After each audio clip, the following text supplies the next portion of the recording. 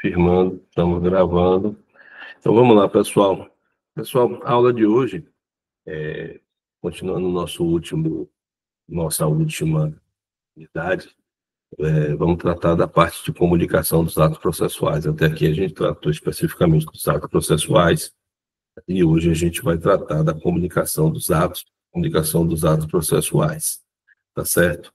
Essa comunicação os atos processuais em si, ele como regra, nós vimos que eles podem ser atos das partes, atos do juiz, né, e todos aqueles que de qualquer forma intervêm no processo. Os terceiros, né, o Ministério Público, peritos, então todos aqueles que praticam atos processuais. Mas é preciso que os atos praticados no processo, aqueles que serão realizados, precisam ser comunicados às partes. Especialmente os atos que foram determinados pelo juiz e aqueles atos que as partes precisam praticar. As partes precisam praticar. Nesse contexto, né, a comunicação, né, dos atos processuais, ou os atos processuais, eles são, como regra, as comunicações principais dos atos processuais, elas serão as citações, né, ou a citação do processo, uma citação para cada parte que vai intervir no processo, porque a citação é o primeiro ato de comunicação processual. É o ato pelo qual, né, o réu, ou o executado, ou o terceiro interessado é convocado para participar do feito. O executado para responder pela execução, o réu para apresentar sua defesa e o interessado, né, para participar do feito. A partir daí, para todos os demais atos, as partes serão intimadas. Só um minuto.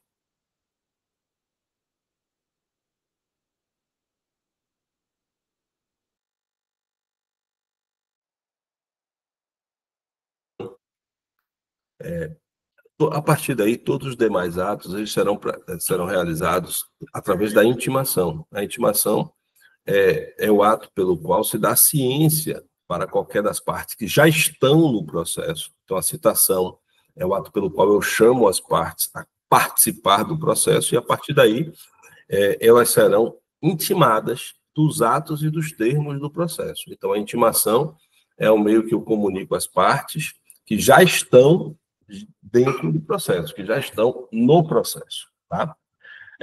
E as notificações, né, é um ato similar, próximo, parecido, idêntico, né, às intimações. Então, em alguns procedimentos especiais, como, por exemplo, na Justiça do Trabalho, no processo trabalhista, eles usam o termo notificação como sinônimo de intimação. Então, a notificação, ela é sinônimo, né, é um ato próximo à intimação, mas no processo civil, né, ela muitas vezes é utilizada também para fora do processo, ou ela é utilizada como um ato praticado não judicialmente. Então, muitas vezes o termo notificação, ele é utilizado como um ato que a própria parte notifica em substituição à intimação judicial. Então, por exemplo, quando vocês forem estudar em processo 2, prova testemunhal, vocês vão ver que é ônus da parte comunicar a sua testemunha sobre a data da audiência. Então, esta comunicação será uma notificação, a parte para essa notificação. Ok? Então, a gente vai hoje tratar de citações e intimações. Ponto. Por fim, vocês vão lembrar que lá no início do processo, quando eu comecei a tratar com vocês sobre competência, eu tratei com vocês sobre um princípio que tem perdido a importância, que é o chamado princípio da territorialidade, né, que a jurisdição se exerce dentro do território aonde o juízo exerce a competência. Então, o juiz é juiz em qualquer lugar, mas ele exercerá a sua jurisdição nos limites, né, da competência territorial do seu órgão jurisdicional. Até falei, olha, o Supremo exerce jurisdição em todo o território nacional. O juiz de Salvador exerce jurisdição no âmbito dos limites territoriais da competência de Salvador, da comarca de Salvador. Essa é a lógica da territorialidade. Você exerce a competência nos limites da territorialidade. E você não pode praticar atos jurisdicionais fora da sua competência. E aí vocês vão até lembrar que existem algumas exceções, que a gente vai voltar a tratar hoje, que é, por exemplo, a realização de citação em comarcas contíguas, onde o oficial de justiça vai sair de uma comarca para ir praticar, por exemplo, em Salvador, ele sai de Salvador e faz uma citação em Lauro de Freitas, se for necessário, vai citar alguém em Vilas do Atlântico, tá? Mas a regra geral é que não, se a pessoa reside fora da comarca, os atos processuais, os atos de comunicação, para fora da comarca, assim como outros, como atos de instrução, ouvida de uma testemunha ou realização de uma perícia, eles são praticados pelas chamadas cartas, tá? Que são de 3 tipos: carta precatória, rogatória e de ordem, que a gente vai falar hoje, né, mais adiante no final da aula. E também a carta arbitral. A gente tem também a carta arbitral. Precatória, rogatória e de ordem, que são 3 cartas judiciais, e a carta arbitral, né, que é proveniente do ato de comunicação entre o juízo arbitral e o juízo estatal, tá? E o juízo estatal.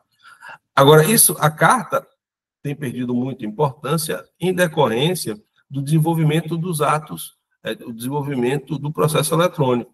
Porque hoje você pode utilizar recursos de videoconferência para a prática de atos fora dos limites territoriais. Então, por exemplo, antigamente você precisava promover a ouvida de uma testemunha que morava em Roraima, você mandava uma carta precatória para um juízo de Roraima ouvir aquela testemunha. Hoje você ouve essa testemunha por videoconferência, tá? Que não é mais necessário. Só um detalhe que é importante vocês entenderem. Outra coisa que é a questão da competência delegada, que eu falei lá atrás também, é que, em geral, os tribunais superiores, os tribunais regionais federais e a Justiça Federal, elas emitem cartas para outros juízos federais.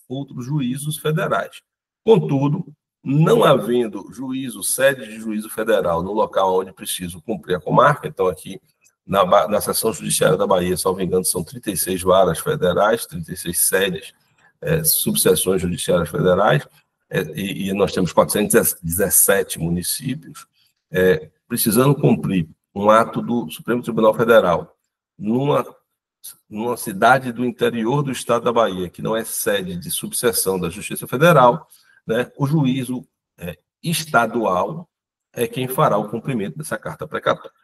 Beleza até aqui, pessoal? Então, vamos lá. Vamos começar aqui com o regime jurídico da citação. O regime jurídico da citação. Então, a gente já viu isso, que a citação é o ato pelo qual são convocados o réu, o executado ou o interessado para integrar a relação jurídica. E essa citação, ela precisa ser realizada em 45 dias, ou seja, a parte precisa tomar as medidas necessárias para a prática da citação em 45 dias, sob pena dela perder o seu efeito. Porque a citação é um ato indispensável, né, para a validade do procedimento em relação ao réu. Vocês vão lembrar que quando eu falei com vocês lá atrás sobre pressupostos processuais, requisitos e pressupostos processuais, eu falei que a citação era um requisito de validade do processo. Para alguns, inclusive, um requisito de existência da relação processual, dado que você, inclusive, é considerado um vício transrescisório, que eu sequer preciso arguir via ação rescisória se um processo correu à revelia e houve a nulidade da citação, né? Lembram que eu cheguei a falar isso? Se o processo correu à revelia e houve nulidade de citação, você pode, lá na fase de cumprimento de sentença, na impugnação, simplesmente alegar: olha, eu não fui citado, validamente citado, esse processo, né, é de todo nulo. Então, a citação é um requisito objetivo de validade da relação processual, né? Sem a citação, o processo para o réu não é válido. O processo para o réu não é válido. Agora, o comparecimento espontâneo do réu faz suprir essa citação, ainda que ele compareça só para arguir a nulidade de citação. A nulidade da citação. Ele pode simplesmente comparecer e dizer: olha, a citação não foi válida. Por que não foi válida? Já já a gente vai estudar os regimes jurídicos de citação. A regra geral hoje é que a citação deve ser citação eletrônica. Não sendo citação eletrônica, o regime jurídico comum é a citação pelos correios. Não sendo pelos correios, a citação pode ser feita por oficial de justiça, pessoal por oficial de justiça. Não sendo, pode ainda ser feita a citação por hora certa e a citação editalícia. Cada uma dessas citações possui seu regime jurídico próprio, que a gente vai estudar tudo hoje, tá? E descumprido eventualmente os requisitos desses atos processuais, a consequência é a invalidade, que eu quero estudar com vocês na próxima aula, né? Invalidades e negócios jurídicos processuais para a gente fechar o programa, ok? Então, eu posso simplesmente comparecer ao processo para arguir a nulidade da citação. Se for acolhida, anula-se todo o processo. Se for rejeitada, paciência, o réu será considerado rével no processo de conhecimento e na execução o processo seguirá. Pois não, Pamela, pode fazer sua pergunta. Professor, no caso de processos, por exemplo, alimentos, ação de alimentos, aí o genitor não foi citado e tudo mais, mas ele não foi encontrado em nenhum momento, não se apresentou, nada. Funciona da mesma forma, no momento da execução ele pode fazer como o senhor falou, colocar embargos de execução, tudo mais, e o processo seria nulo? Vamos lá, Pamela. Aí a gente você precisa entender se houve ou não houve nulidade. Ponto. Primeiro, tanto na ação de alimentos como na ação, qualquer ação, não se usa embargos à execução quando o título é judicial. Porque a execução de uma ação de alimentos, ela pode ser uma execução direta de título extrajudicial, por exemplo, um acordo firmado no Ministério Público, e aí será embargos à execução, porque embargos à execução é a defesa da execução fundada em título extrajudicial, e se o acordo foi feito na Defensoria ou no Ministério Público e não foi homologado na Justiça, é título extrajudicial, aí será embargos à execução, tá? E se eu estou tratando de embargos à execução em título extrajudicial, ele não teve processo de conhecimento. Se não teve processo de conhecimento, ele não tem que falar em nulidade de citação. Ponto. Mas aí eu vou pegar o outro exemplo, que é o exemplo que a gente está falando. Então, não foi uma execução de alimentos fundada em título extrajudicial.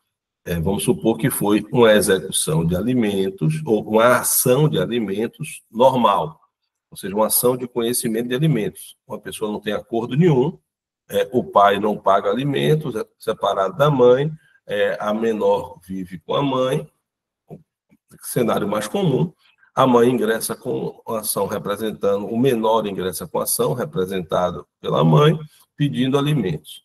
Tenta achar o pai, não acha. Vou botar assim. Aí eu preciso saber se tenta achar o pai, não acha, porque a saída para isso, Pamela, é a citação por edital, que a gente vai ver mais adiante, tá? Outra coisa é se houve uma falha na citação. Se houve uma falha na citação, um defeito na citação, ele vai poder, lá adiante, depois da sentença, sim, arguir a nulidade. Outra coisa não, a citação foi perfeita, a gente fez a citação por edital perfeita, ele não compareceu e lá adiante quer alegar nulidade. Ele pode querer alegar nulidade? Pode. Mas se tiver tudo ok, será nulidade? Não, não será nulidade. O que é que vai acontecer? Olha aí para esse slide no final. Rejeitada a alegação de nulidade, tratando-se de processo de execução, o feito terá seguimento. Então, o juiz, tendo percebido que ele se escondeu porque quis, mas que a execução, a citação foi regular, o processo terá prosseguimento regular. Entendeu? Entendeu, Pamela? Sim, obrigada, professor. De nada. Então, vamos lá, vamos adiante. A citação é um ato tão essencial no procedimento que a citação, quando válida, ela, ainda que ela tenha sido determinada por um juiz absolutamente incompetente, ela gera uma série de efeitos. Ela induz a litispendência, ou seja, a partir dali, qualquer outro processo que exista com o mesmo tema, haverá litispendência, ela induz a litispendência, ela torna litigiosa a coisa, o processo passa a existir, torna-se litigiosa a coisa, e ela constitui o devedor em mora. né, quando ele já não estiver em mora, que são as hipóteses do 397 e 398. O que é 397, 398 do Código Civil?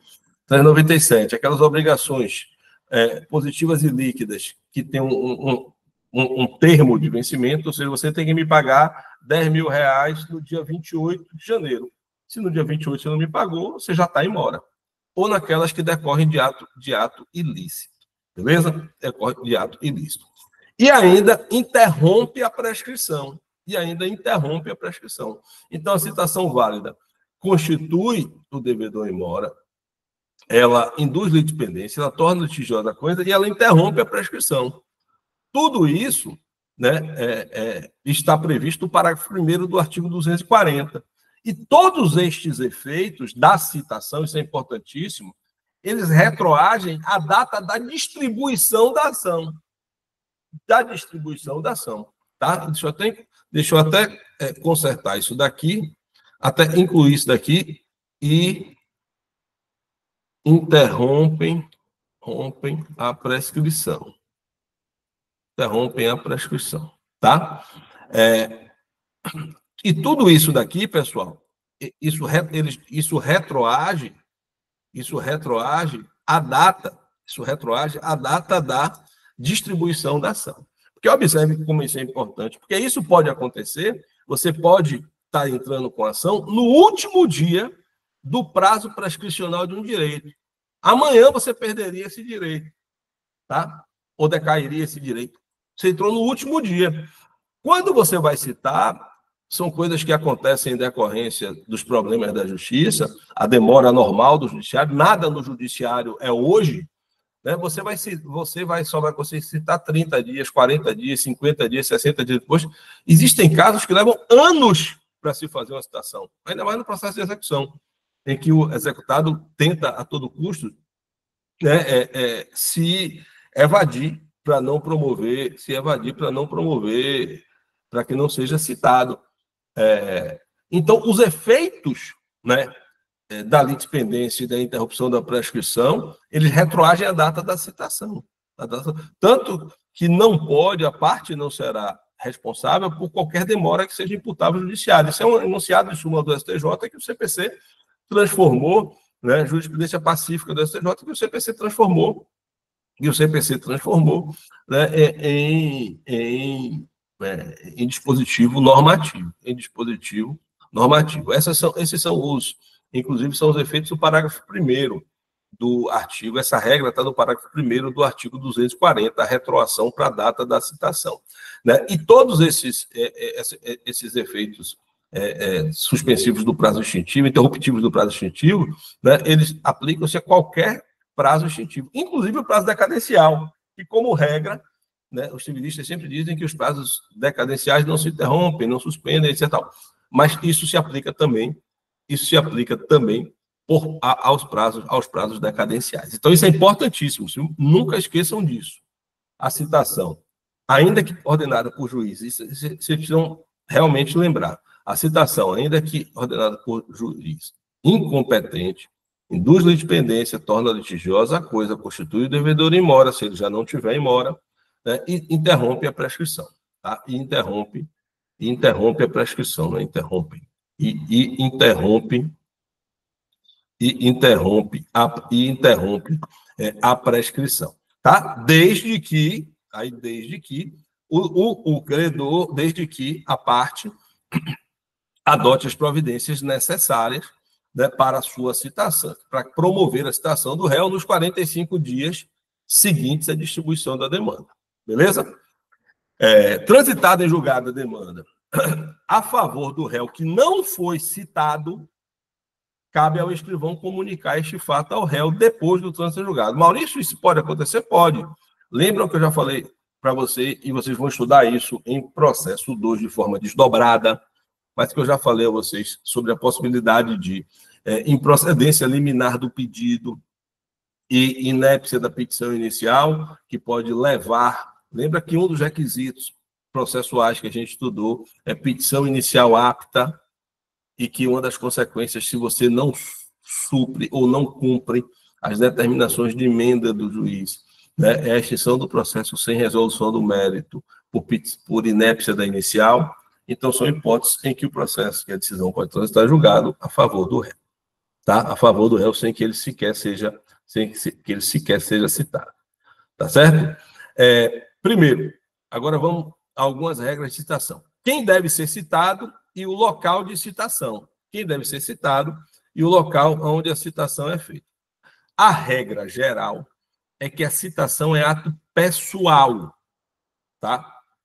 Como regra, não se promove citação por procuração. Como regra, não se promove citação na pessoa do mandatário.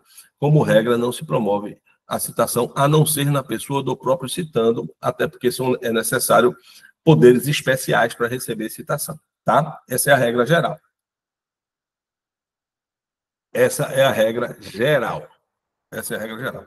A citação é pessoal. Agora, existem exceções. Como tudo no direito, vocês sabem, existem exceções. Quando é que eu posso citar o réu na pessoa de seu mandatário, administrador, preposto? Quando o objeto do processo decorre de atos, quando a ação decorre de atos praticados por esse mandatário, administrador, preposto. Então, se eu estou, por exemplo, entrando com uma ação em face de uma pessoa por um ato que foi praticado pelo procurador desta pessoa, eu posso citar nessa pessoa. Se eu estou, por exemplo, entrando com uma ação contra uma pessoa jurídica em decorrência de um fato que aconteceu em uma loja praticada pelo gerente dessa loja, eu posso citar na pessoa do gerente dessa loja. Beleza? Segundo, também eu posso citar o locador que não mais reside no Brasil, na pessoa do administrador ou da pessoa que recebe os aluguéis no Brasil, no lugar deste locador. É uma regra específica do CPC, para evitar que o locatário fique desamparado, né, na possibilidade de promover ações em face do locador.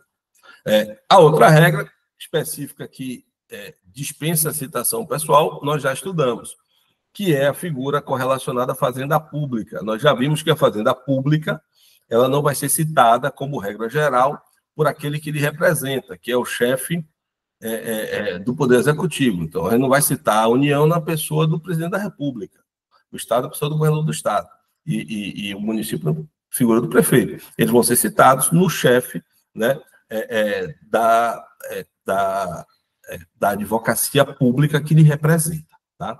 Procuradoria do Estado, Advocacia Geral da União, Procuradoria do Município. Então, a regra é que a citação é feita na pessoa, é ato pessoal, podendo excepcionalmente ser feito perante terceiros. E segundo, aonde vai ser feita a citação? Em qualquer lugar que eu encontre o réu. Absolutamente em qualquer lugar. Eu não preciso citar o réu somente na sua residência ou no seu domicílio.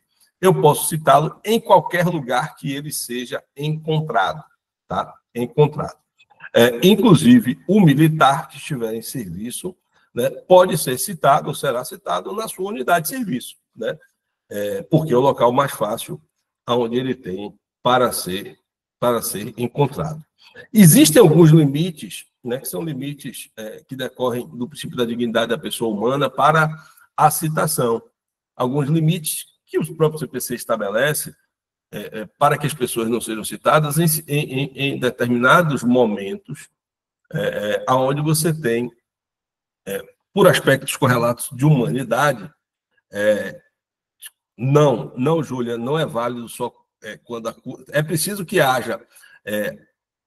Eu preciso separar. Júlia está perguntando se só é válida a citação quando acusa o recebimento. Depende, Júlia, e eu vou separar isso a depender da modalidade de citação. Porque se é feito por oficial de justiça, o oficial de justiça tem fé pública. E se ele certificar que ele entregou, isso tem valor, tá? E quando é por correio, por exemplo, se foi feito pelo correio, por exemplo, a assinatura do porteiro tem valor. Eu chego lá. Espere que a gente vai chegar lá, tá? E aí vai depender da modalidade da citação.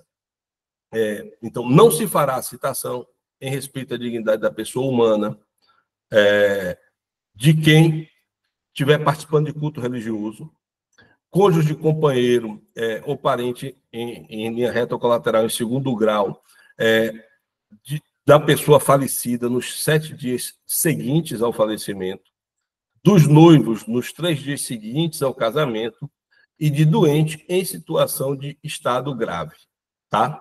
Também não se fará citação quando o oficial de justiça perceber que o réu não tem condições, é mentalmente incapaz de receber a citação.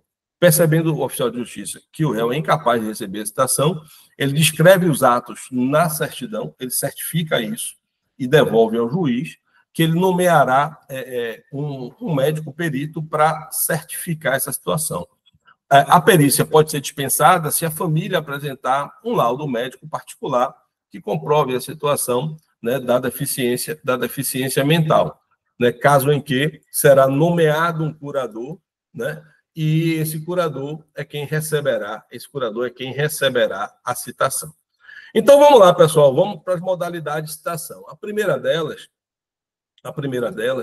é justamente a citação eletrônica, tá? A citação eletrônica. O CPC de 2015, ele expressamente determina que um método padrão preferencial de citação é a citação eletrônica, que há de ser feita, né, pelo portal do Poder Judiciário. Esta resolução aqui, 400... Está aqui marcando aqui. Essa resolução aqui, 455. Essa resolução 455. Agora, como é que eu limpo isso? É que eu não sei. Essa resolução já saiu, né? Essa resolução 455 de 27 de abril de 2022 é que finalmente regulamentou, né? Finalmente regulamentou o artigo 246 do CPC. Levou 7 anos, né, para que fosse regulamentado a figura da citação eletrônica. E isso se deu, né, isso se deu através deste portal, né, deste portal do serviço do Poder Judiciário, e que criou essa plataforma digital do Poder Judiciário, criou o chamado domicílio judicial eletrônico. Esse domicílio judicial eletrônico, ele é obrigatório para todas as pessoas jurídicas de direito público, para todas as sociedades de economia mista, para todas as empresas de grande e médio porte, né? E ele é facultativo para as pequenas e médias empresas que estão vinculadas ao REDSIM e para as pessoas físicas, que podem também optar por fazer isso. E é obrigatório também as empresas de pequeno porte que não fazem parte da REDSIM. Tá? A REDSIM, né, é uma rede nacional de simplificação do registro e da legalização de empresas.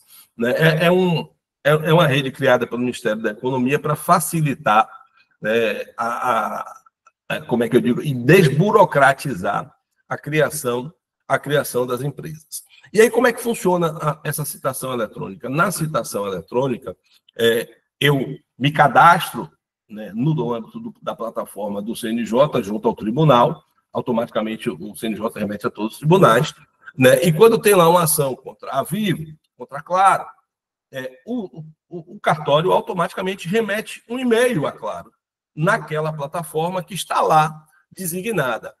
A Claro, ela passa a ter 3 dias para abrir este e-mail. Passa a ter 3 dias para abrir esse e-mail.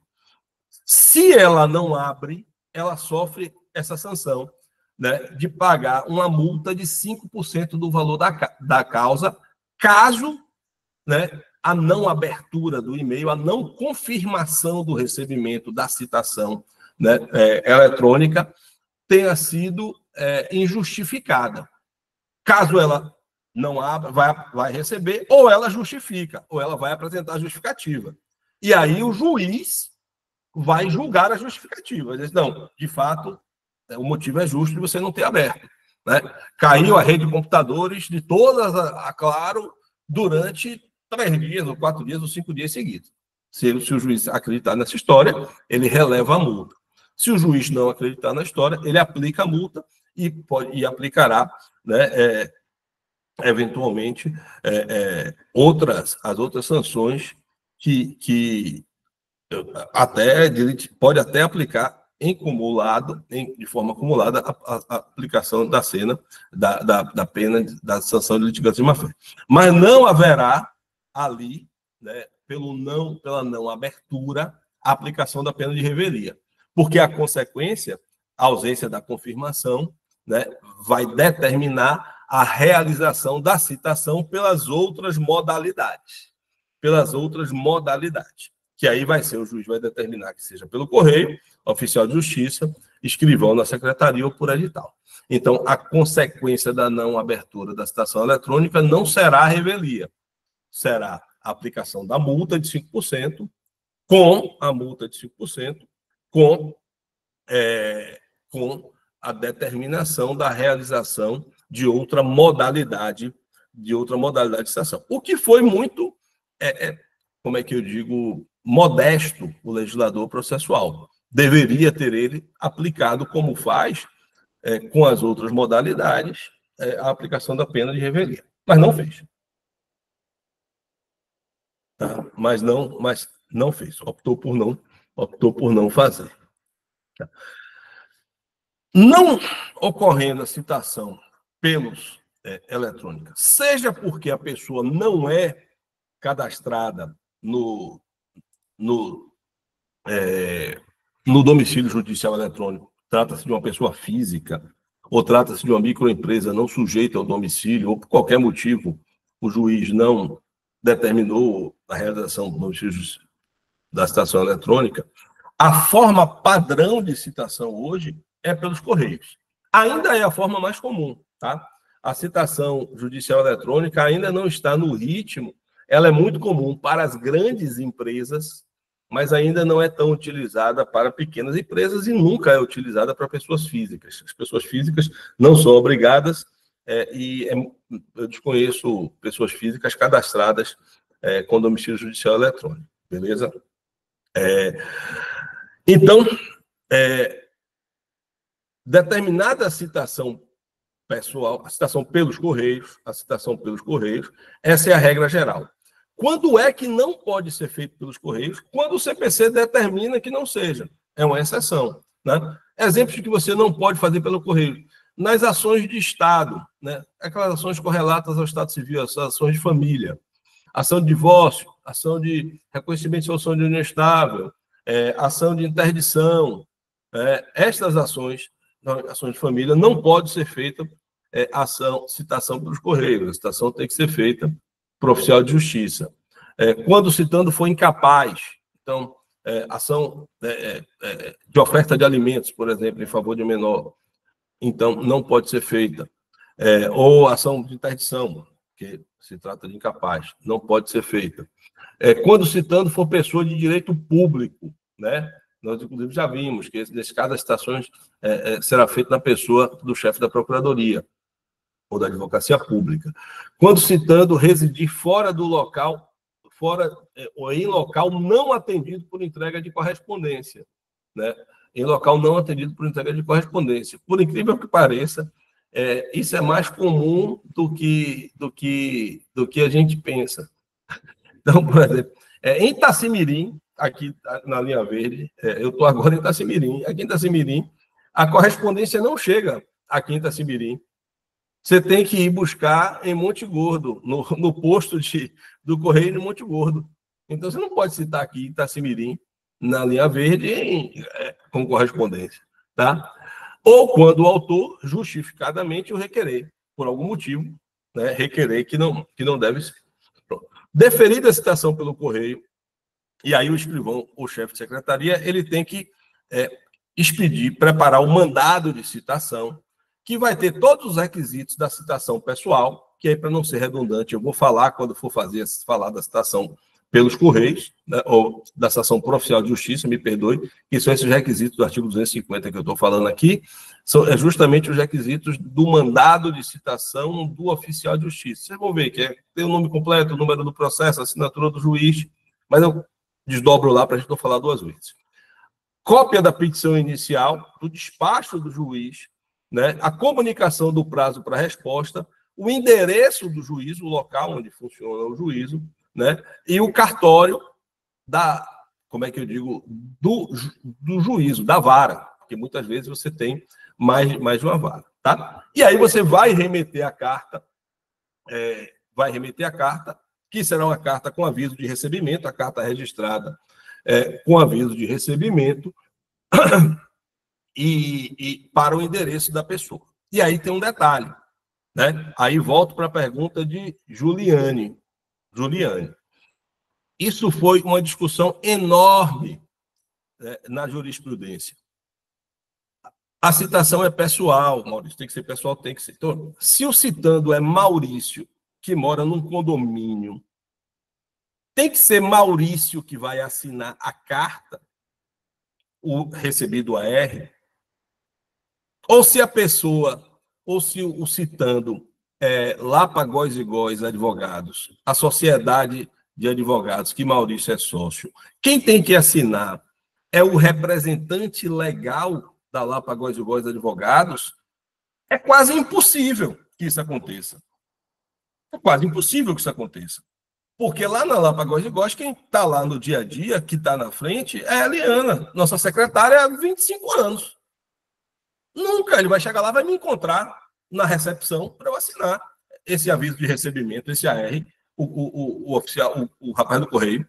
Assim como lá no prédio, é quase impossível que ele me encontre de manhã, eu estou dando aula na UFPA, de tarde eu estou no escritório, eu estou no tribunal. E aí, ao longo do tempo, no CPC de 73, que não tinha essa previsão expressa, consolidou-se a jurisprudência de que, em se tratando de pessoas que moram, né, em condomínio, que tem portaria, pessoa jurídica, né, tendo sido entregue no endereço correto, foi assinada pelo porteiro, tem validade. Foi assinada tendo recebido no endereço correto e tendo sido assinado ou pelo porteiro ou por pessoa que trabalha na empresa, esta citação terá validade. Juliane, não precisa ter sido assinada pela pessoa do citando, porque foi entregue no endereço do citando. E a presunção é de que foi repassada para ele. Ok, pessoal, até aqui? Vamos adiante. Não foi feita a citação eletrônica. Não foi feita a citação pelo correio, vai ser feita a citação por oficial de justiça. Essa citação por oficial de justiça, ela é por exclusão. Ela é por exclusão. Há uma preferência, há uma gradação de preferência pela lei. A lei, o CPC prefere que primeiro seja eletrônica, depois seja pelos correios, para só então ser a citação por oficial de justiça. A citação por oficial de justiça. Tá certo? O mandado de citação, ou quando a própria lei determina que assim seja.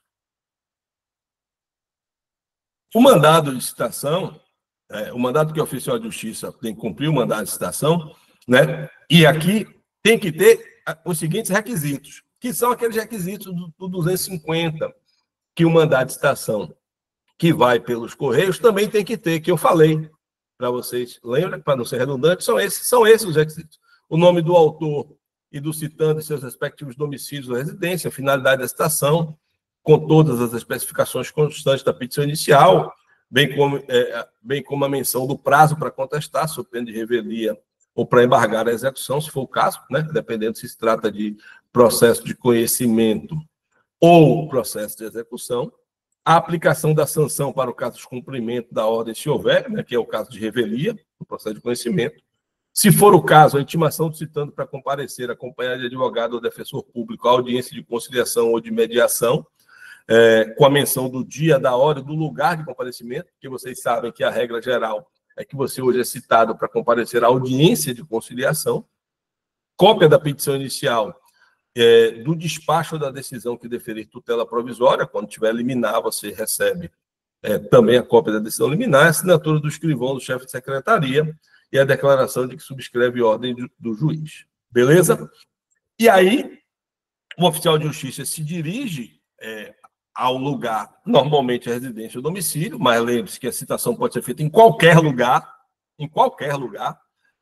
e vai entregar o mandado de citação, né, lendo o mandado, entrega uma cópia, que é a contrafé, e a pessoa assina. Ah, volta a pergunta de Juliane. Só tem valor se ela assinar? Não. E se ela se recusar a assinar, o oficial de justiça irá certificar, né, que ele recusou a assinatura. Como o oficial de justiça tem fé pública, ele vai juntar nos autos dizendo: citei fulano de tal a tais horas, em tal lugar, no meio da rua Chile, que ele estava correndo, peguei ele, segurei, apresentei, entreguei o mandado com a contrafé, que é a cópia da petição inicial, e ele se recusou a dar o seu ciente. E ele vai certificar nos autos e vai juntar. E isso tem validade. Ok? Alguma dúvida? Citação por edital, citação eletrônica, citação por carta e citação por oficial de justiça. Agora, essas 3 citações são citações formais. Agora a gente vai para 2 citações fictas. Quais são essas 2 citações fictas? São citações que nós chamamos de fictas, porque essas a gente não tem certeza da ocorrência de fato da citação, e sim uma presunção de que ela ocorreu, que são a citação por hora certa e a citação por edital. Citação por hora certa e a citação por edital. Qual a diferença de uma e de outra, doutores? Na citação por hora certa, eu sei aonde é o endereço do réu, do citando, tá? Do réu ou do executado, ou do interessado, citando, mas ele se esconde para não receber a citação. E na citação editalícia, eu não sei onde está o réu. Eu não sei onde está o réu. Mas eu não posso parar o processo porque eu não sei onde está o réu. Então, são duas situações. Uma, eu tenho um réu fujão, eu sei onde ele mora, eu tenho certeza do endereço dele, mas ele está escondendo-se para não ser citado. E na outra situação, eu não sei onde está o réu. O réu está em local incerto ou duvidoso, e eu não tenho certeza onde está ele. Como é que eu faço? Pronto. Primeiro, o réu fujão. Como é o réu fujão? O réu da citação por hora certa. Então, eu tenho certeza que o réu mora em determinado lugar. Está lá. Eu sei que o réu mora no apartamento 202 da Colina de Pituaçu, apartamento Flores. Aí eu vou lá no apartamento 201, que mora a Dona Maria, e digo: Dona Maria, eu sou oficial de justiça. Dona Maria, é aqui no 202 que mora seu João? Seu João mora aqui. Eu preciso estar seu João, mas seu João sai de casa todo dia às 5 da manhã. Lembra que os atos processuais podem ser realizados de 6 às 20? Você sai 5 da manhã e chega às 20. E agora que o senhor disse que vem citar ele aqui, ele está passando os dias na casa da filha. Me disse aqui que vai esconder do senhor de qualquer jeito, senhor oficial. Ele não quer, não. Diz que não vai ser citado de jeito nenhum. Está correndo. Ele é especialista em fugir de oficial de justiça. Então, Dona Maria, você vai avisar ele. Você tem o celular dele? Você vai avisar ele. Que eu vou voltar aqui nos dias 29 e 30. Tá? Vou voltar amanhã, ou melhor, vou voltar depois de amanhã, quinta, 30, e vou voltar dia 31. 30 e 31. E às 9 da manhã, e para ele não dizer que ele trabalha de manhã, não está dia 31, eu vou vir aqui 15 horas. Aí ele marca a hora, tá? Se ele tiver o oficial de justiça que foi lá e procurou 2 vezes a parte, ele vai marcar a hora da citação. Por isso que é a citação por hora certa. Por hora certa. Ele vai marcar a hora com um vizinho ou com uma pessoa da família, porque às vezes a pessoa da casa abre, tá lá, tem um filho, uma esposa. Então, ele abre, ele marca a hora, ele vai marcar a hora com o vizinho ou com a pessoa, tá? E vai avisar, né? E vai avisar a qualquer vizinho ou a qualquer parente da família, ou qualquer pessoa da família, né, empregada, que tal dia, tal hora, ele virá, né? Ele virá fazer a citação, virá promover a citação. Então, na hora e no dia designado, então, lá no dia 31, 14 horas, independente de qualquer novo despacho do juiz, ele voltará para promover a citação. Se o citante estiver presente, ótimo. Ele fará a citação pessoal. não será a hora certa, viu? Se ele estiver presente, lá no dia marcado, não vai ser citação por hora certa, porque ele esteve presente, será uma citação pessoal. Mas se ele não estiver presente, né, ele vai procurar saber as razões porque não esteve presente, vai procurar saber as razões porque não esteve presente, vai apresentar a cópia à pessoa da família, certificará a ocorrência, constará do mandato de que, não estando ele, não se fazendo revel, haverá a nomeação do curador especial. Lembra o que é o curador especial, pessoal? O representante da Fazenda Pública que vai fazer a defesa, que, inclusive, não pode fazer a defesa genérica, porque o réu revel, citado por hora certa e citado por hora certa e citado por edital, que são citações fictas, tem direito ao curador especial, que faz, inclusive, a defesa genérica. Tá certo? E aí, feita a citação por hora certa, ele vai certificar de tudo, vai levar ao processo. O escrivão, ainda para dar uma segurança maior para o réu, juntará tudo isso, bota no correio e remete uma correspondência, né, por carta, ou, se tiver domicílio judicial eletrônico, pelos correios, e comunica, manda tudo isso pelos correios para o réu, tá? Ou o executado. E ainda assim, se ele for revel, vai ser nomeado um curador especial, e esse curador especial fará a defesa desse réu citado por hora certa, que será um oficial, que será um defensor público. Oi, Juliane, pode falar. Professor, tem algum outro mecanismo para se fazer a citação? Quando, não sei, porque o réu se mudou para outra cidade do interior, você não sabe direito onde ele está, sabe a documentação dele, o nome completo, mas não sabe o endereço, só sabe que é uma cidade específica, mas não sabe onde nessa cidade. Ou se por qualquer outro motivo não se sabe o endereço do réu, tem alguma forma de fazer a citação? Tem, você vai fazer a chamada citação por edital, se você não conseguir descobrir o endereço dele, Juliane. Então, só para a gente, eu chego já lá. Primeiro, pessoal, entenderam como é o regime jurídico da citação por hora certa? Alguma dúvida sobre citação por hora certa? Pronto, beleza. Agora vamos para a pergunta. Oi, diga, Pamela. Tudo beleza? Pronto. Então, agora vamos para a citação por edital, respondendo a pergunta de Juliane no meio da explicação da citação por edital. Beleza? Então, quando é que eu faço a citação por edital? Primeiro, o que é a citação por edital? A citação por edital é quando eu publico. Primeiro, ela vai ser feita quando o réu está em local desconhecido, incerto, ou ignorado, ou inacessível. Ponto. Ou seja, é mais ou menos o exemplo que Juliane deu. Eu sei que o réu está em Cabrobó, mas não sei aonde em Cabrobó. O que é que eu faço nessa situação? Primeiro, eu vou tentar descobrir aonde o réu está. E hoje a gente tem meios de conseguir. Observe que tem aqui, ó. Cadê?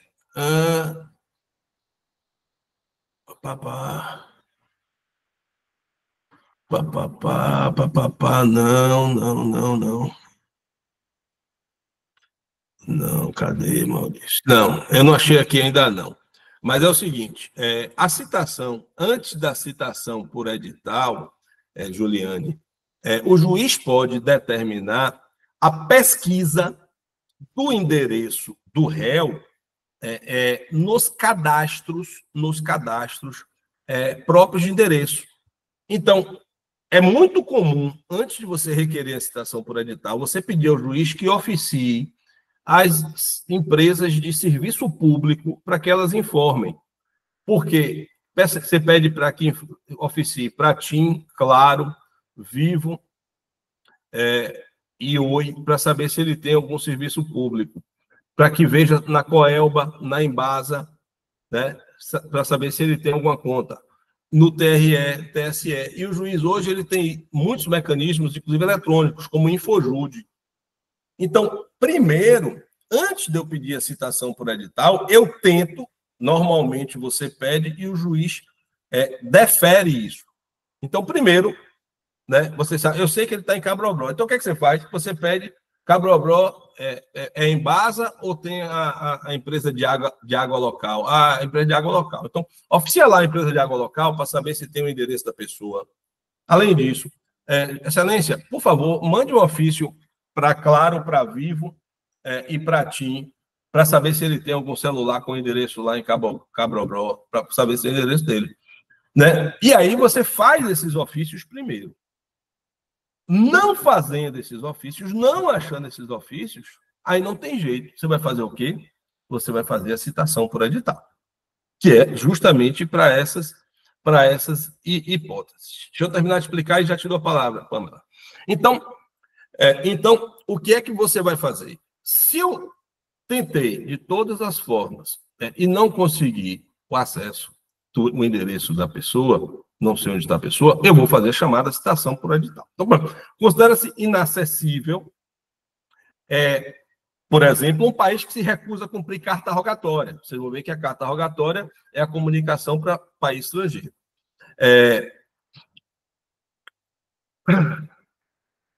Eu posso, e aqui é uma regra interessante, por exemplo, assim, no caso do lugar, eu ter o endereço, mas o lugar ser inacessível para o oficial de justiça e pelos correios, por exemplo, eu posso fazer a citação pelo rádio. Como tem sido muito comum hoje também, a citação pelo WhatsApp. Mas eu vou falar isso mais adiante. Tá?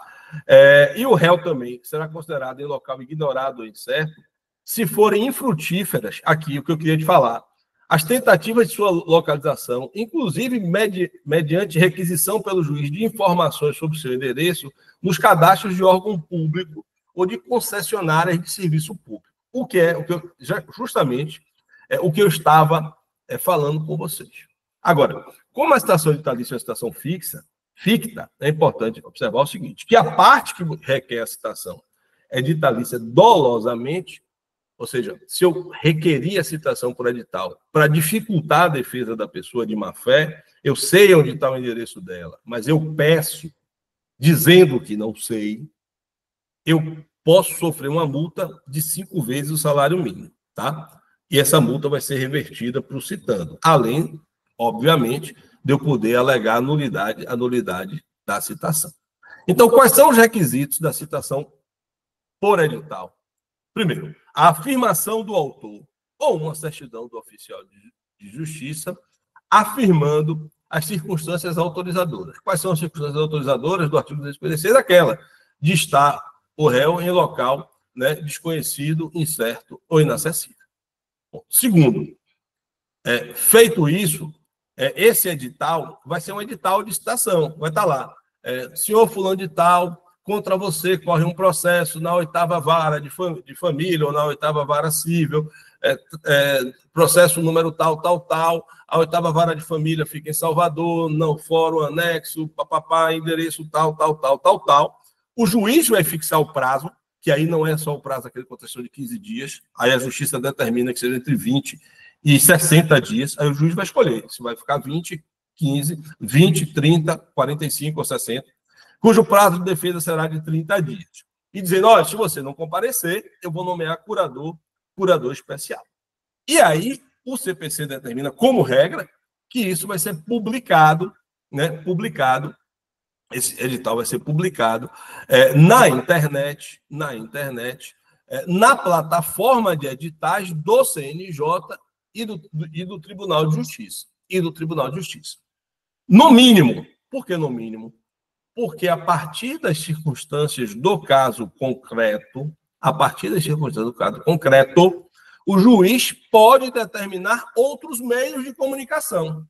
Então, por exemplo, pegando o exemplo de Juliano, eu sei que ele está no interior tal, eu sei que ele está em Cabrobró, e eu sei que Cabrobró tem feira no sábado, e eu sei que lá em Cabrobró, na feira, no sábado, eu tenho, quem é do interior vai entender isso, eu tenho um sistema de rádio, o juiz pode determinar que os editais sejam lidos pela feira de rádio no sábado.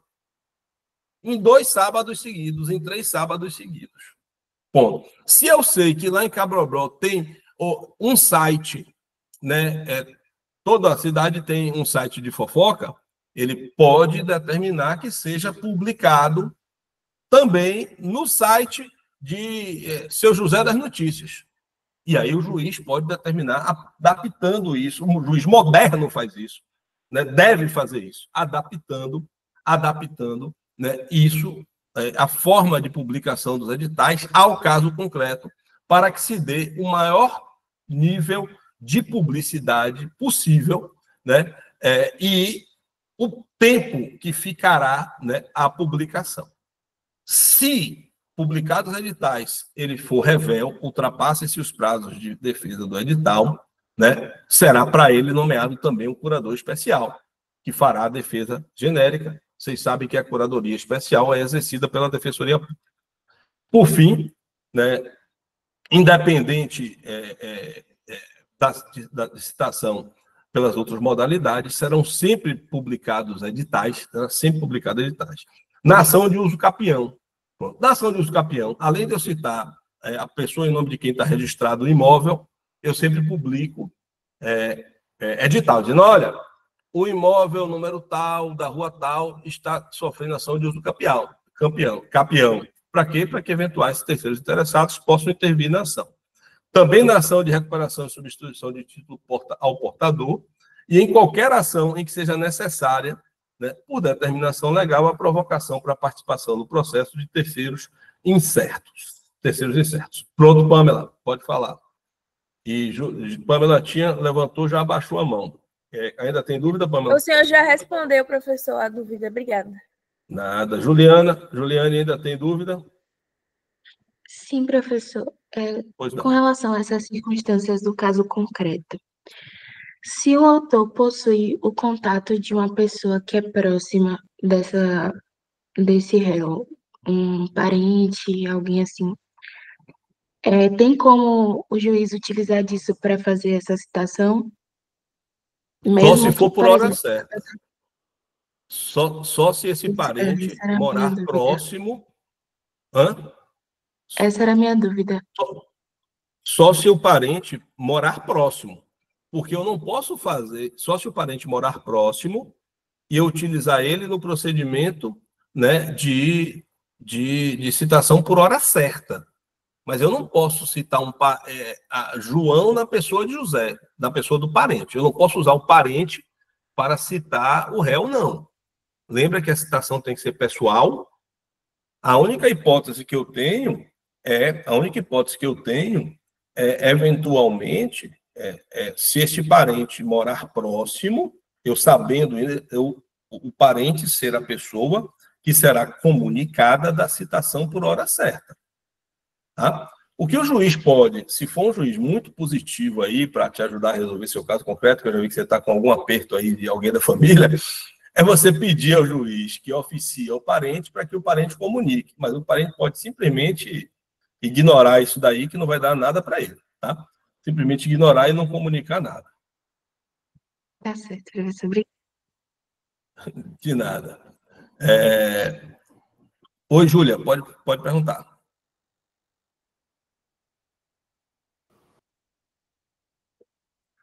Só um detalhe, vocês são um rebanho de mentiroso, viu? Vocês tudo disseram que ia abrir as câmeras, ninguém abriu nada, mas tudo bem. Pode falar, Júlia. Bom dia, professor. Consegue me ouvir? Consigo. Vá falando aí que vou pegar uma água aqui para mim. Ok. No caso que a parte ré, ela não foi encontrada no domicílio, aí nos autos consta várias vezes, 3 vezes, no exemplo, a ausência dela.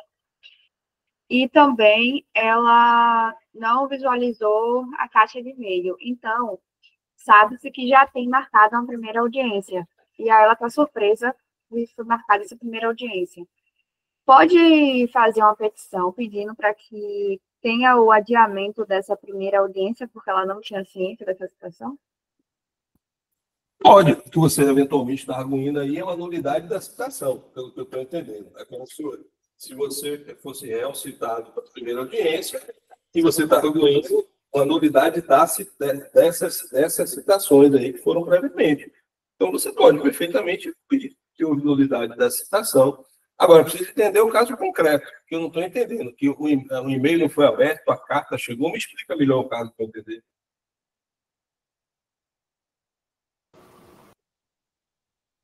A citação foi eletrônica ou foi pelo correio?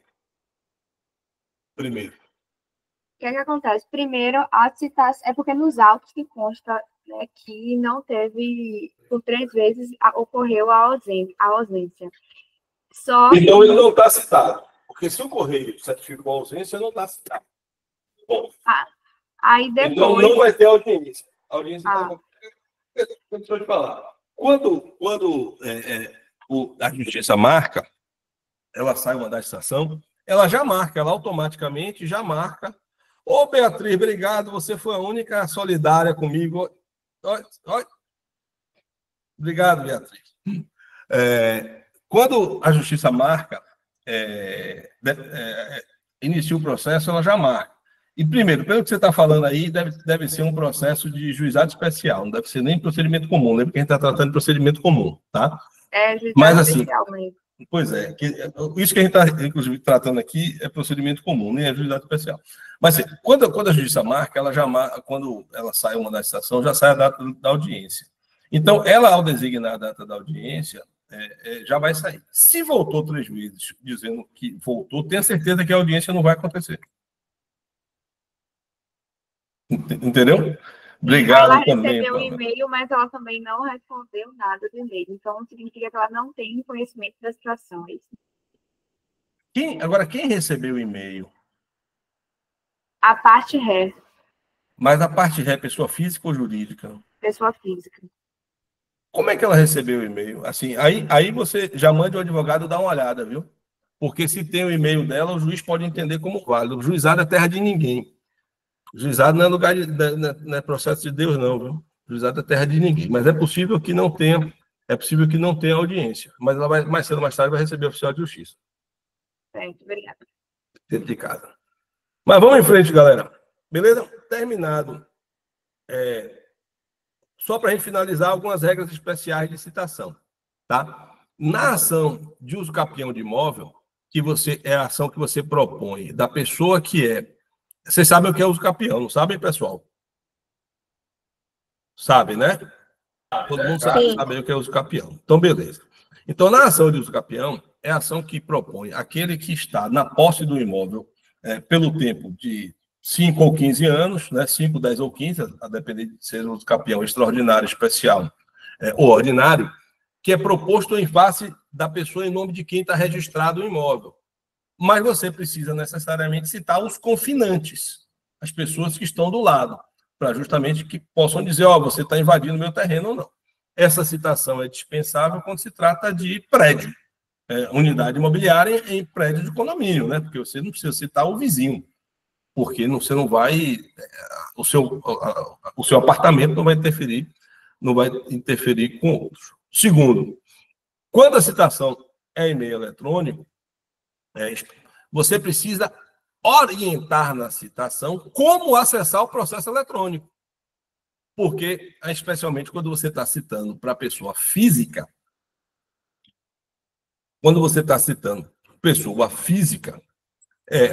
essa pessoa física, muitas vezes não sabe acessar o PJE, tá? Então, você tem que fazer a orientação de qual é o site, como é que a senha de acesso e o cadastro. Você faz o cadastro.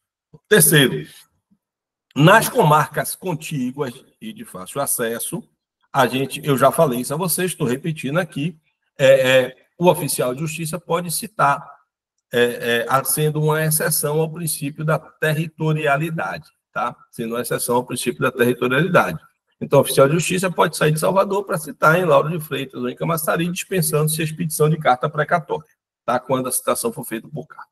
E, por fim, tem existido, e isso não é novo, uma criatividade judicial da citação por formas não propriamente previstas no CPC, que hoje em dia está altamente na moda a citação pelo WhatsApp.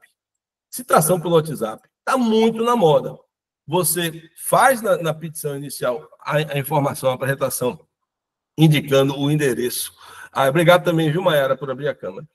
Indicando o número do WhatsApp da pessoa, e os oficiais de justiça têm usado muito a citação por WhatsApp. Entra em contato, informa que é oficial de justiça, passa o número do cadastro para a pessoa não achar que é golpe, né? O número da justiça, e faz a citação e pede para a pessoa confirmar. Isso não está previsto em lugar nenhum do CPC, isso não é citação eletrônica, isso não é citação por oficial, não é nada. Mas tem sido aceito, e quando a pessoa comparece ao processo, tem sido tido como válida. Tá? Como no passado existia, era muito comum no interior, né? Quem criou isso, inclusive, fazia isso, era a Verônica Furtado, que criou isso, era a citação no interior, né, no dia de feira, na rádio. A juíza, especialmente o pessoal da zona rural, era muito difícil de citar para o oficial de justiça, pelas distâncias grandes, e aí chegava no dia de feira, ela passava uma lista ali, o cara da feira, do rádio da feira, dizia, olha, fulano de Zequinha, porque no interior é assim, né? João de Zequinha, doutora Verônica quer falar com você no fórum, passe lá. E quando o cara chegava, o escrivão ia lá e citava o cara. Estava citado, era citação por rádio. Não era previsto, mas se comparecia, dava certo, e está citado, cumpriu a finalidade, respeitou o contraditório, né? Está feita a citação. Tá? Então, vamos adiante, pessoal. As intimações. Então, a citação é o primeiro ato de comunicação processual em que eu chamo o executado, né, o réu, o executado, o interessado, para vir compor o processo. A partir daí, todos os demais atos processuais de comunicação serão intimações. Então, a intimação é o ato pelo qual eu dou ciência de alguém que já está no processo, dos atos e dos termos do processo. Dos atos e dos termos do processo. Tá certo? O novo CPC, como regra, as intimações são feitas por determinação do juiz, são praticadas pelo escrivão. Agora, o novo CPC inovou, permitindo que o advogado, se quisesse agilizar o processo, ele mesmo fizesse as intimações. Só que isso não pegou. Isso absolutamente não pegou. Era a possibilidade que tinha o advogado dele mesmo pegar decisões, mandar pelo correio com a R e depois juntar para que o escrivão depois certificasse, né, que foi feito. Isso era tão mais burocrático, porque eu dependia, depois que o escrivão certificasse, que não funcionava. Por quê? Porque, na prática, né, as intimações hoje são feitas quase que 100% pelo Diário da Justiça, que terminam sendo muito práticas e zero custosas, não tem custos, porque são remetidas direto, né, para o Diário da Justiça. Menos a intimação da Fazenda Pública, né, da Advocacia Pública, da Defensoria Pública e do Ministério Público, que são feitas, né, intimações pessoais por carga eletrônica dos seus representantes. Tá certo? Dos seus representantes.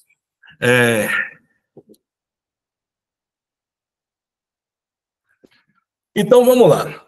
A regra geral é que todas as intimações, hoje, você tem. Excepcionalmente, nós teremos intimações pessoais, a intimação por oficial de justiça.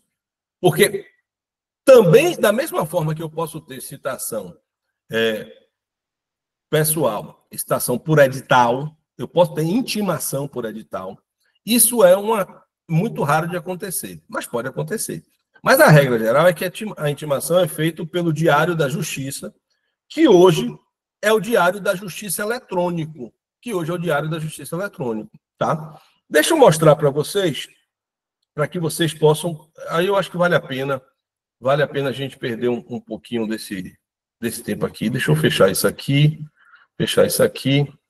e deixa eu botar aqui Diário da... Deixa eu parar. Deixa eu voltar aqui, parar essa apresentação. Deixa eu botar aqui para vocês verem como é que funciona. Acho que isso aqui vale a pena a gente perder um tempinho com esse daqui. Janela. Configurações. Me diga aí o que é que vocês vão ver. Não, não é essa janela, não. Parar compartilhamento.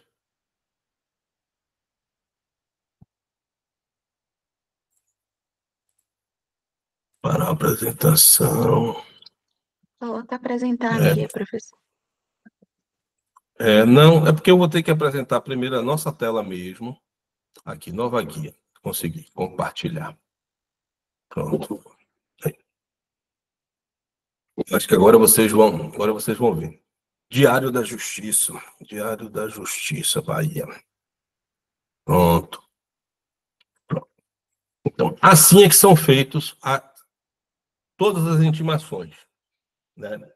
E aí você pega aqui de todos os órgãos, primeiro grau e segundo grau. Vamos pegar aqui entrância final, capital, pegar uma vara cível, tá? Vara cível, primeira vara da Fazenda Pública, ou primeira vara... Não, vamos lá. Segunda vara, não quero vara da Fazenda Pública, não, quero a vara cível. Primeira...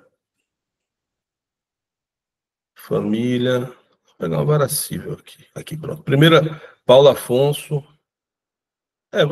tanto faz. Pode ser, Paulo Afonso, vamos lá. Primeira vara cível, segunda vara cível de Paulo Afonso. Aqui estão as intimações, tá vendo? Exequente, Ledervan, Indústria e Comércio. Executado, Cícero Melo Alencar. Tomara que nenhum de vocês apareça aqui, viu? O processo é público, não posso fazer nada. Pronto. Vistos, defira o pedido de conversão do valor de bloqueio via Cisbajude, conforme requerido, proceda-se a transferência do montante bloqueado para a conta judicial. Pronto, a intimação da transferência, da transformação de um bloqueio em conta judicial. Aqui, outro processo. Contratos bancários. Aqui é uma decisão, execução de sentença. Ô, professor, Oi? Não está mostrando isso daí, não. Não está mostrando, não? Tá só na tela com as datas. Então, rapaz, já sei. É porque, espera aí que eu tenho que de novo parar o compartilhamento, é que ele abriu uma outra guia. Para a apresentação, vou botar aqui. Que ele abriu uma outra guia, ele abriu como se fosse um pop-up. Eu acho que é esse daqui. Pronto, agora vai. Tá aqui. Não, só que agora... Pronto. Vocês estão vendo agora aí? Tá, agora tá. Sim. Pronto. Sim. Então, pronto. Aí aqui, eu vou pegar aqui, deixa eu puxar aqui para baixo. Pronto. Alguém querendo entrar agora? Isso é hora de querer vir, Suane. Já no final da aula? Pronto. Pronto. Aqui, despacho. Deixa eu pegar uma decisão.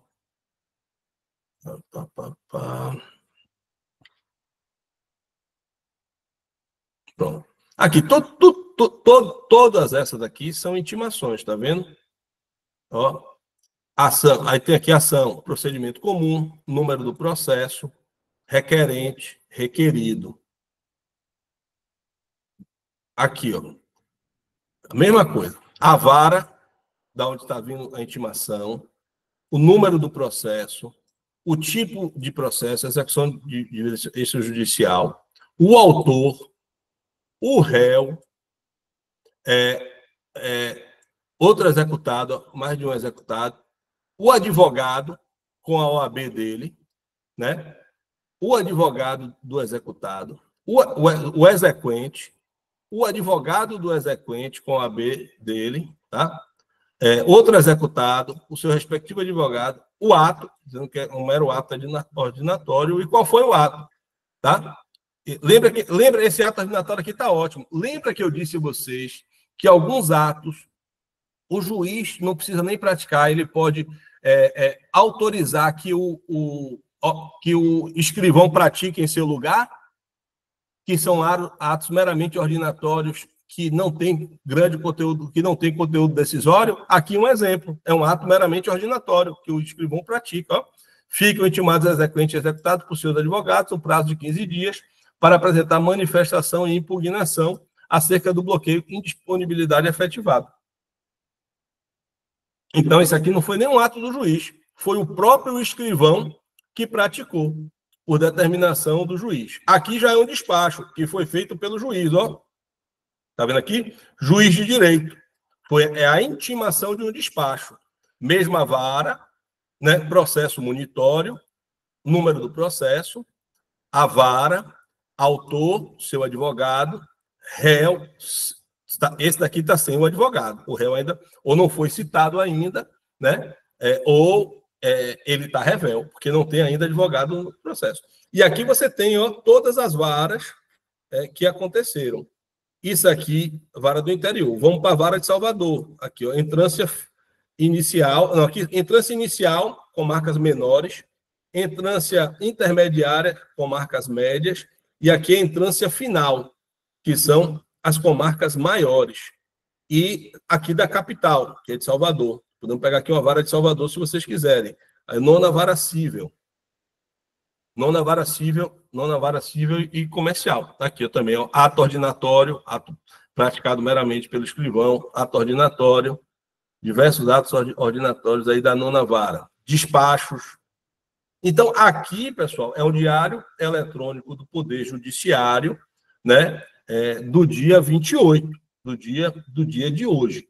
E vão ter aqui atos ordinatórios, despachos, decisões interlocutórias e sentenças, tá? Então, vai ter aqui também sentença.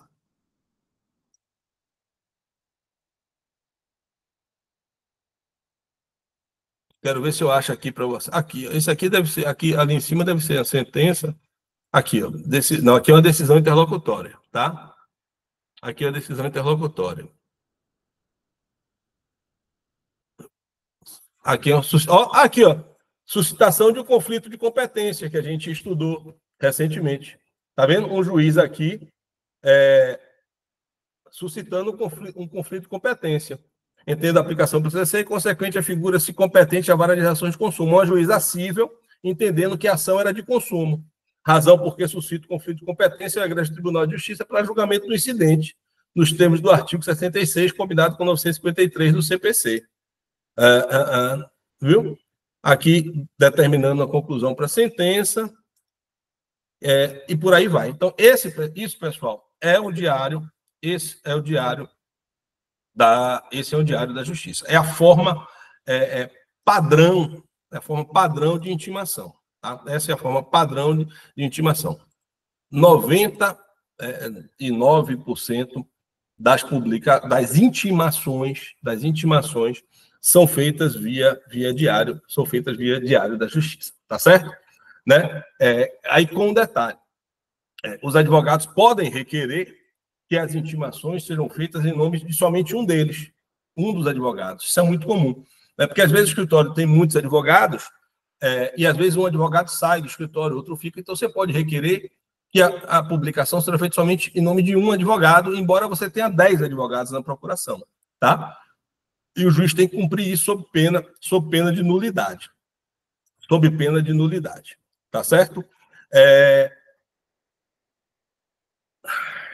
Então, basicamente é isso. E todas as vezes que o advogado, que a parte quiser, né, arguir a nulidade de um ato, ele precisa arguir na primeira oportunidade que lhe cabe falar, tá? Todas as vezes, sob pena de convalidação, dessa nulidade. Tá? A gente vai estudar isso melhor no capítulo, na próxima aula, quando a gente for tratar de nulidades. Beleza? Até aqui. Linhas gerais, pessoal. Quais são os requisitos da intimação pelo Diário da Justiça? Eu tenho que ter a grafia dos nomes das partes, sem abreviaturas, tenho que ter o nome completo. Eu tenho que ter a grafia do nome dos advogados, né? O nome completo, o mesmo que consta na procuração, e ter o número da OAB, para que o advogado possa ser identificado. Basicamente é isso. E conter a transcrição da decisão, do despacho, né, ou da sentença. O CPC também tem algumas regras que já são regras praticamente mortas, que são as regras relacionadas à carga dos autos da secretaria. Por que são regras mortas? Porque eu não tenho mais processos físicos na sua essência. Todos os processos hoje são processos eletrônicos. E as cargas hoje feitas são exclusivamente cargas eletrônicas, tá? Cargas eletrônicas, que são feitas pelo Ministério Público, Defensoria Pública e Advocacia Pública. Então, quando se retiravam cargas, quando se tirava os autos do processo físicos, era preciso que o advogado tivesse credenciamento na vara. Mas hoje, né, isso não tem mais regra. Excepcionalmente, eu posso fazer a intimação por carta, por oficial de justiça e até mesmo a intimação editalícia. Quando é que acontece isso? Quando não tem diário da justiça eletrônico, o que é raríssimo, isso praticamente não existe, né? Ou quando eu preciso fazer uma comunicação pessoal da parte. Por quê, pessoal? Porque o diário da justiça eletrônico, ele tem valor e eficácia em relação a nós advogados. Mas não tem em relação às pessoas, ao cliente, à parte. Então, quando eu vou, por exemplo, ter uma audiência de instrução, as testemunhas que vão depor na audiência de instrução, elas não podem ser intimadas pelo diário da justiça eletrônica. A testemunha não é obrigada a estar lendo o diário da justiça eletrônica, até porque a testemunha nem sabe, às vezes, que foi arrolada num processo. A mesma coisa em relação ao depoimento pessoal da parte. Mesmo a parte que tem um processo, ela não é obrigada a estar acompanhando o diário da justiça eletrônica. Tá? Então, os advogados, que são aqueles que recebem as comunicações processuais, e é por isso que vocês já devem ter ouvido, eu já falei com vocês diversas vezes, que, em regra, todas as comunicações das partes é feita na pessoa do seu advogado, né? Salvo a citação que é pessoal e algumas intimações que são pessoais, quais aquelas a prática do ato é pessoal, tá? Aí a intimação será feita por carta, por oficial de justiça, né? Ou por carta, ou por oficial de justiça, ou excepcionalmente por edital. Oi, Vivian, pode falar. Bom dia, professor, tudo bem? Eu gostaria só de pedir para o senhor enviar os slides e subir a aula extra, por favor. Viu? A aula extra, a última aula eu vou subir hoje. Essa aula também subo hoje. E os slides, eu devo, não nego, mando quando puder. Prometo. Mas eu vou mandar, fique tranquilo. Então, quando for... Obrigada, não vou nem esquecer. Nada. Quando não for possível a intimação por AR, né, ou por diário de justiça, será feita a intimação por carta ou a intimação por oficial de justiça, tá? E, se necessário, por hora certa e por edital. E cujas regras serão as mesmas da citação, tá? As mesmas da citação, tá? Sendo que serão feitas nos endereços constantes dos autos. Porque é requisito, vocês vão lembrar e vão estudar isso de novo,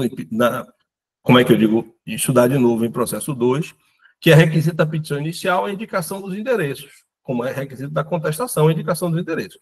E qualquer mudança de endereço tem que ser comunicada, tanto do advogado quanto das partes.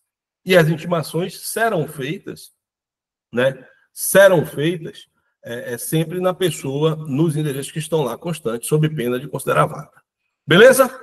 Para a gente fechar a aula, pessoal, já encaminhando para o final, em respeito ao princípio da territorialidade, quando os atos são praticados fora da sede do juízo, né? Em respeito ao princípio da territorialidade, salvo, né, as hipóteses que a gente viu, né, como a citação e comarcas contíguas, elas deverão ser feitas por carta. Como eu já disse, até em decorrência da relevância e do desenvolvimento da tecnologia e do processo eletrônico, as cartas perderam muito de sua importância. Antigamente, por exemplo, em Salvador, tinha duas varas, só para cumprir carta precatória. Hoje em dia, a gente, por exemplo, não se emite mais carta precatória para realização, por exemplo, de ouvida de testemunhas. As testemunhas hoje são ouvidas por videoconferência. Segundo, praticamente você não tem mais carta precatória para promover, que era muito comum, a citação, porque a regra geral hoje é a citação eletrônica e a citação pelo correio, que você pode fazer em qualquer local do território nacional. Terceiro, as cartas precatórias executivas, de execução, né, para promover a penhora e a avaliação, elas reduziram muito, porque hoje você tem, desde sistemas eletrônicos da penhora online, o Cisbajude, como você pode fazer a penhora, né, por termo nos autos. A penhora de imóvel hoje, você não precisa ir no imóvel fazer a penhora, você pode fazer nos próprios autos com a certidão do registro imobiliário. Então, o desenvolvimento da tecnologia reduziu muito a importância das cartas, que eram muito importantes. Então, reduziu muito. Sem falar que os atos de cooperação judiciária nacional e internacional também reduziram a necessidade de expedição de cartas. Né? O auxílio direto internacional, por exemplo, dispensa a carta de ordem. Atos concertados entre juízos locais podem dispensar diversas cartas precatórias. Então, assim, as cartas continuam sendo importantes, né, mas elas perderam uma importância prática muito grande. Né? Mas o que são as cartas? Né? As cartas são atos de comunicação processual entre juízos para que se cumpram atos processuais fora dos limites da competência territorial. Então, toda vez que o juízo de Salvador precisa praticar um ato fora de Salvador, então, o juiz de Salvador precisa praticar um ato em Alagoinhas, ou em Palmas, no Tocantins, né, ou no Amazonas, ou em Maceió, ele vai praticar um ato por carta. Ou que o Supremo precisa praticar um ato em Salvador, ou que o STJ precisa praticar um ato em Feira de Santana, eles serão praticados por carta.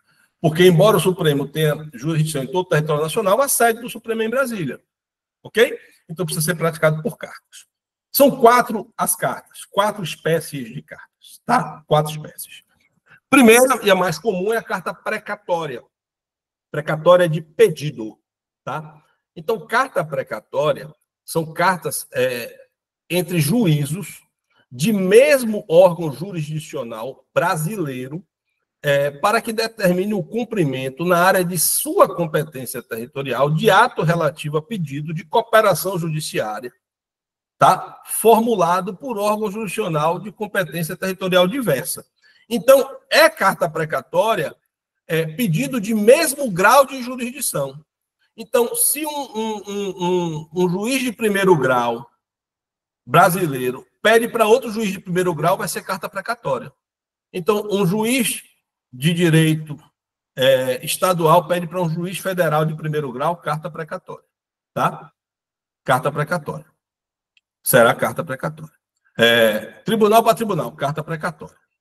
O que é carta de ordem?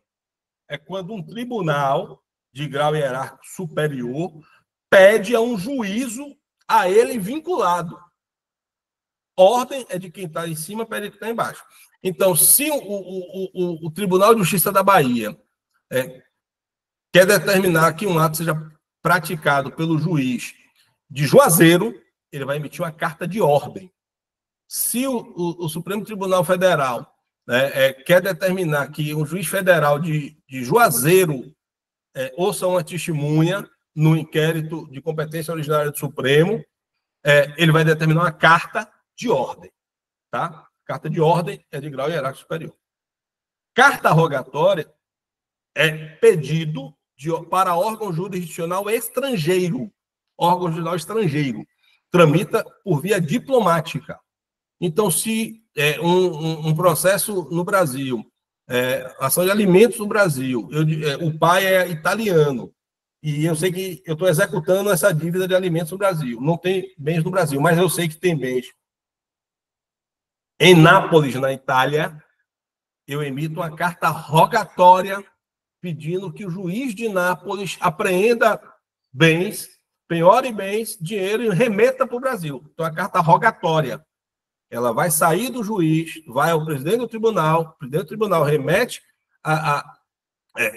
ao Ministério das Relações Exteriores, o Ministério das Relações Exteriores do Brasil remete ao Ministério das Relações Exteriores da Itália, o Ministério das Relações Exteriores da Itália vai seguir de acordo com a lei italiana. Se for de lá para cá, o Ministério das Relações Exteriores remete ao presidente do tribunal respectivo, né? E, no caso aqui, o cumprimento de carta rogatória, o exequatur de carta rogatória, aqui pela nossa lei brasileira, vocês vão estudar em processo 3, é feito pelo STJ. O STJ decide se a carta rogatória é cumprida ou não é cumprida, porque, por exemplo, se chegar uma carta rogatória do Irã mandando aqui apedrejar uma mulher infiel, o STJ vai dizer, nós não cumprimos porque isso é inconstitucional no Brasil, e vai devolver. Mas se chegar uma carta rogatória dizendo execute, como aconteceu no caso de Robinho, fulano de tal cometeu um estupro, vai determinar o cumprimento da pena que foi determinada na Itália. Ponto. Como se fosse uma execução, vai determinar o cumprimento de uma dívida. Mas haverá o exequatur, que é a análise das formalidades e a adaptação ao direito brasileiro. Tá? Então, aqui no Brasil é feito pelo STJ e a execução é feita pelo juiz federal.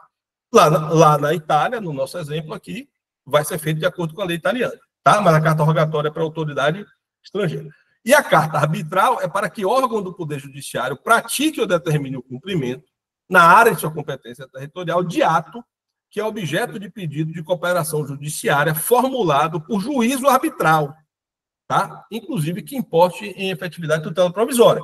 Então, se eu tenho um processo arbitral correndo, e o árbitro precisa, né, da prática de algum ato, né, de auxílio de algum ato, isso se dará por carta arbitral. Então, o tribunal arbitral, ou o árbitro, ou a Câmara arbitral, formulará, né, a carta arbitral, e remeterá para a autoridade judiciária para poder fazer o cumprimento.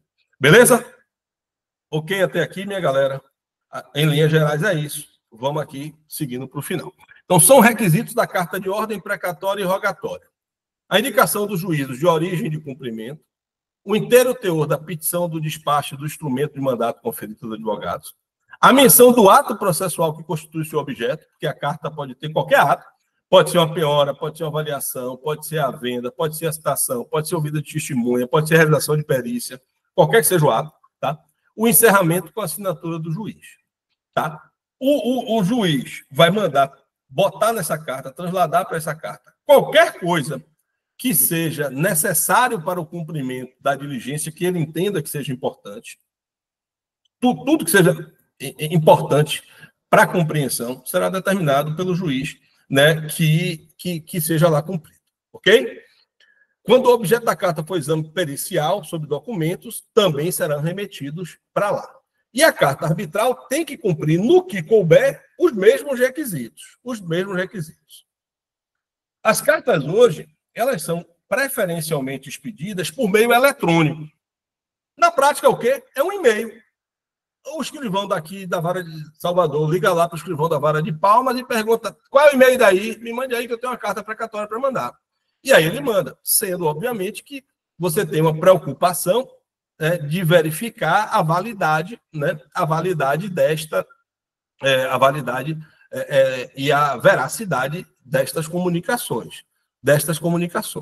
E assim, né, que a carta for remetida, tem que o escrivão que recebe promover a comunicação, né, de que foi feito o recebimento, Esta comunicação, inclusive, serve para início de contagem de prazo. Não sei se vocês vão lembrar, quando a gente falou de verificação das contagens de prazos, que lá no 232 tem vários termos iniciais de prazo. Entre elas, um dos termos era, né, quando o ato for por carta precatória, será da comunicação da carta precatória, da comunicação da chegada, né, da carta precatória. Tá certo? Ok até aqui? Então, vamos em frente. As cartas precatórias, o juiz sempre determina a fixação de um prazo para cumprimento, né, das cartas precatórias, né? Obviamente que esse prazo é impróprio, porque também o juiz do cumprimento está sujeito a prazos impróprios, somente com aquelas verificações de penalidade que a gente já viu. Todas as partes vão ser intimadas da expedição da carta e que podem acompanhar o cumprimento da carta lá no juízo. É por isso que vai com as procurações, para que os advogados das partes possam peticionar nas cartas. Porque a carta precatória, ela é como se fosse um novo processo. Ela é um incidente processual, né? E as partes vão poder peticionar lá. Outra coisa, novidade muito importante do CPC de 2015 é que as cartas precatórias hoje têm caráter itinerante. Então, se eu mando a carta precatória, por exemplo, para Palmas, para fazer a citação de José, e chega lá em Palmas, descobriu-se que José não está morando em Palmas, está morando numa cidade no interior do Tocantins, essa carta é itinerante. Ela pode seguir, o juiz de Palmas pode remeter para o juiz do interior do Tocantins, da cidade do interior do Tocantins, automaticamente. Então, todas as cartas hoje têm esse chamado caráter itinerante, podendo ser encaminhada para o juízo diverso para que possa ser feito o seu cumprimento. Tá certo? Excepcionalmente, o juiz pode negar, recusar o cumprimento da carta precatória ou arbitral, a de ordem nunca, porque é uma determinação, e a rogatória respeitará as regras e a soberania do país que recebe, mas a carta precatória e arbitral pode ser recusada, né, desde que se devolva, né, com a decisão motivada, né, e que haja os requisitos. Né? Ou seja, ela não está revestida dos requisitos legais, falta competência absoluta, né, em razão da matéria e da hierarquia, ou se o juiz tiver dúvida da autenticidade. Tá? Cumprida a carta, ela vai ser devolvida, né, ao juízo de origem, né, e a ideia é que ela seja cumprida em até 10 dias, né, independente de traslados, né, desde que devendo ser pagas as custas pela parte que requereu o cumprimento da carta. Ok, pessoal? Beleza até aqui?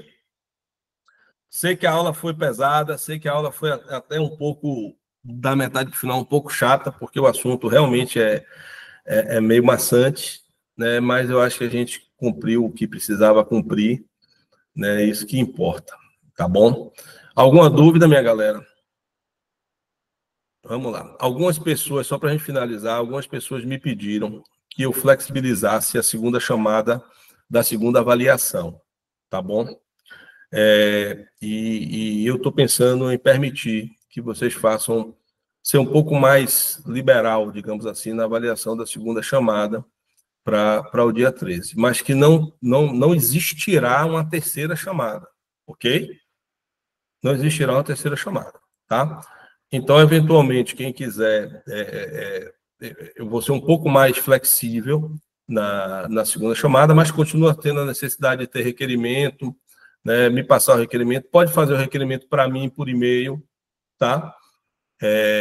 E eu avaliarei, não precisa dar entrada lá no CAD, não, porque como a gente vai estar aquele período pequeno 11 e 13, vocês fazem o requerimento para mim por escrito, apresentando a justificativa, eu serei um pouco mais condescendente, mas também não abusem, não.